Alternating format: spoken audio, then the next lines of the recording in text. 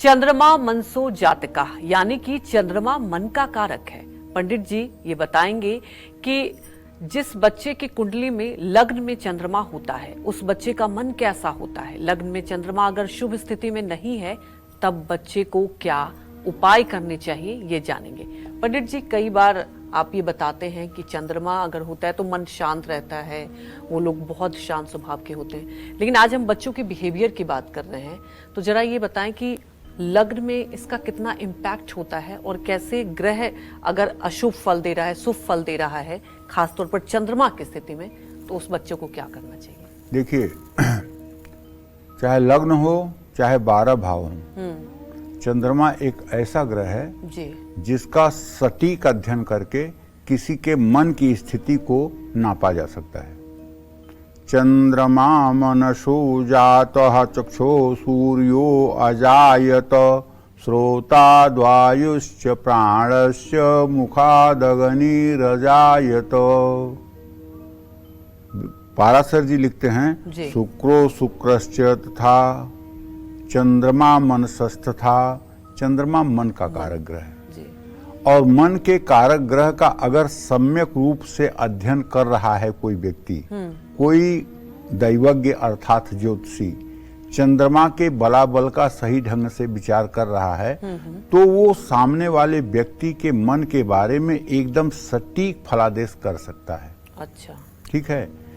जिन बच्चों के लग्न में चंद्रमा कमजोर स्थिति में हो, कमजोर स्थिति का मतलब पापक ग्रहों के साथ हो, पापक ग्रहों से दृष्ट हो, पापक ग्रहों से युत हो, अपनी नीच राशि में हो, नीच के नवमांश में हो, तो ऐसा बच्चा भावुक और डरपोक होता है। बच्चा पढ़ाई में मन नहीं लगा पाता है, अच्छे समय में भी खुशी नहीं मना पाता है, उसका मन हर समय भटकता रहता है, नकारात्मक सोच उसके ऊपर हावी रहती है। ऐसे बच्चे हर समय बूझे बूझे से रहते हैं, कोई बात बुरी भी लगे तो कह नहीं पाते हैं, रिएक्शन नहीं दे पाते हैं, जरूरत से ज्यादा सोचते हैं और ऐसे बच्चों में ऊर्जा की भी कमी होती है। देखिए, मैं कहना चाहूंगा, कालचक्र में हम उपाय बताते हैं, लेकिन ये उपाय उन बच्चों के लिए है जिनके अंदर छोटे लक्षण हैं। अगर बड़े लक्षण हैं तो बड़े उपाय भी करने पड़ेंगे। अगर किसी के बच्चे की कुंडली में चंद्रमा शनि के साथ है, या चंद्रमा पर शनि की पूर्ण दृष्टि है, या चंद्रमा राहु केतु या शनि से पूर्ण दृष्ट है, या चंद्रमा राहु या केतु के साथ है, तो वैसे तो इसका उपाय यह है कि चांदी के गिलास में पानी पिला दीजिए, ठीक हो जाएगा। लेकिन नहीं, अगर ये जो स्थितियां मैं बता रहा हूं तो इसमें केवल चांदी के गिलास से पानी पिलाने का काम नहीं चलेगा।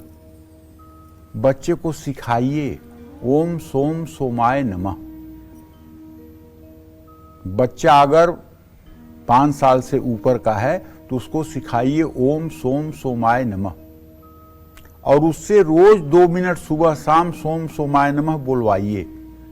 अगर वो सोम सोमाय नमः बोलना शुरू करेगा तो ज्यादा से ज्यादा 14 से 15 महीने के अंदर उसके चंद्रमा का अशुभ प्रभाव उसके जीवन से समाप्त हो जाएगा। लग्न में अगर चंद्रमा है तो मां के साथ ज्यादा से ज्यादा समय बिताना चाहिए, मां का आज्ञाकारिता होना चाहिए। चंद्रमा को ठीक करने का सबसे अच्छा उपाय जो है वो ये है कि अपनी मां को यदि खुश और प्रसन्न रखे कोई व्यक्ति, तो चंद्रमा वैसे भी किसी व्यक्ति का बुरा नहीं कर सकता। सूर्य खराब है अगर, तो पिता को खुश रखे व्यक्ति तो सूर्य अशुभ फल नहीं दे सकता, क्योंकि चंद्रमा माता का भी कारक ग्रह है, सूर्य पिता का भी कारक ग्रह है। तो ऐसे में आपको चांदी की एक ठोस गोली अपने पास रखना चाहिए, हो सके तो चांदी का कड़ा हाथ में पहन लीजिए। ऐसे बच्चों को नियमित भगवान शिव की पूजा करनी चाहिए, और साल में 2 बार, अगर आपकी बड़ी उम्र है, ठीक है ना, और आपकी कुंडली में शनि और चंद्रमा अष्टम भाव में बैठे हुए हैं, तो आप अपनी दुर्दशा खुद ही जानते होंगे, कहने से कोई फायदा नहीं। न तो आपको रात भर नींद आती होगी, बुरे बुरे सपने आते होंगे, सारा पैसा दवाइयों पर जा रहा होगा, परेशानियां एकदम से भयंकर हो गई होंगी। इससे बचने के लिए आपको साल में 2 बार, एक तो जो फाल्गुन महीने में शिवरात्रि आती है महाशिवरात्रि, और एक जो सावन महीने में शिवरात्रि आती है, 2 बार आपको अपने घर में पार्थिव शिवलिंग बनाकर, माने मिट्टी का शिवलिंग बनाकर किसी योग्य ब्राह्मण द्वारा एकादशनी रुद्राभिषेक कराना चाहिए। एकादशनी रुद्राभिषेक का मतलब कि रुद्रा अष्टाध्यायी के 11 पाठ होते हैं और 11 पाठों से अभिषेक करना चाहिए।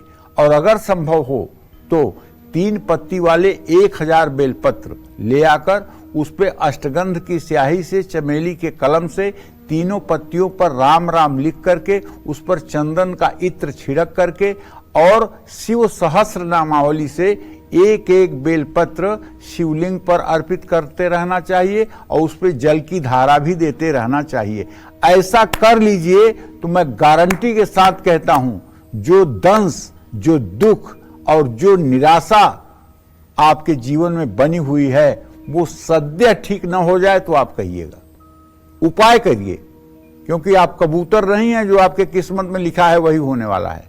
आप मनुष्य हैं, आपको भगवान ने बुद्धि और विवेक दिया है। 83,99,999 योनियों को आपने पार किया है, तब आपको मनुष्य देह मिली है। देवता भी तरसते हैं मनुष्य होने के लिए। तो आप अपने विवेक से, सदाचार से, सद्बुद्धि से अशुभ फलों का भी निवारण कर सकते हैं, बशर्ते आपके अंदर पूरी श्रद्धा होनी चाहिए और पूरी निष्ठा होनी चाहिए। पूरी श्रद्धा, पूरी निष्ठा से अगर भगवान को आप अपना जीवन समर्पित करेंगे तो निश्चित रूप से आपके जीवन के नकारात्मक पक्ष समाप्त हो जाएंगे और सकारात्मक पक्ष का उदय हो जाएगा। जय मां विंध्यवासिनी।